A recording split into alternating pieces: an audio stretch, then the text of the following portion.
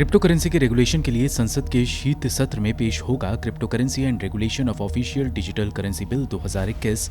केंद्र के इस ऐलान के बाद धड़ाम से गिरी डिजिटल करेंसी की कीमतें। विधेयक में आरबीआई द्वारा फ्रेमवर्क बनाए जाने के प्रावधान, निजी क्रिप्टो करेंसी पर लगेगा ban.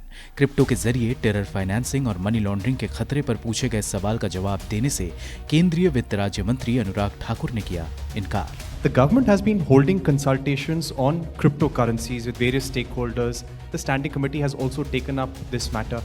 Is the government now ready with a bill that will be brought in this session? And how will you balance need for innovation and also threats of money laundering and terror financing? On the cabinet briefing day, we take the questions only related to the cabinet decisions. Stock market में उतार चढ़ाव का दौर जारी। Intraday में Sensex 98,968.12 की ऊंचाई पर पहुंचा। सेंसेक्स आज 323.34 अंकों की फिसलन के साथ 58,340.99 पर और निफ्टी 17,600.60 की ऊंचाई के बाद 88.30 अंकों की गिरावट के साथ 17,415.05 पर बंद हुए। सेंसेक्स पर आज महज 8 और निफ्टी पर 13 स्टॉक्स बढ़त के साथ हुए बंद। पीएम मोदी से दिल्ली में मिली पश्चिम बंगाल की मुख्यमंत्री ममता बनर्जी। बीएसएफ के अधिकार क्षेत्र बढ़ाने समेत कई मुद्दों पर की चर्चा।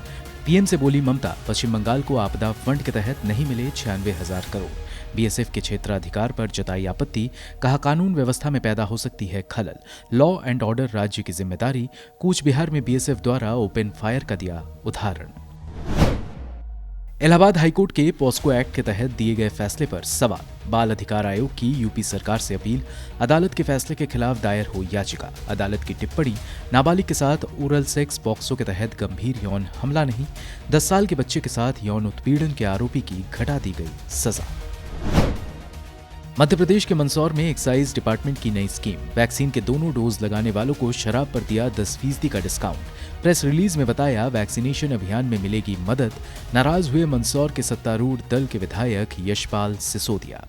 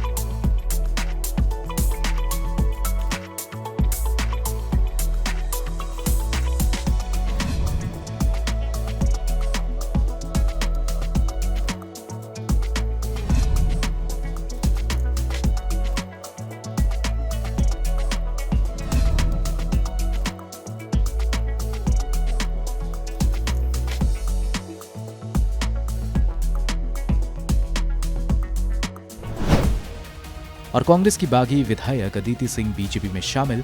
बीएसपी की पूर्व विधायक वंदना यादव ने भी ली भाजपा की सदस्यता।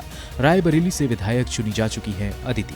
कई मौकों पर की थी कांग्रेस की आलोचना और बीजेपी को समर्थन। आजमगढ़ से बीएसपी के टिकट पर वंदना सिंह ने भी लड़ा था चुनाव।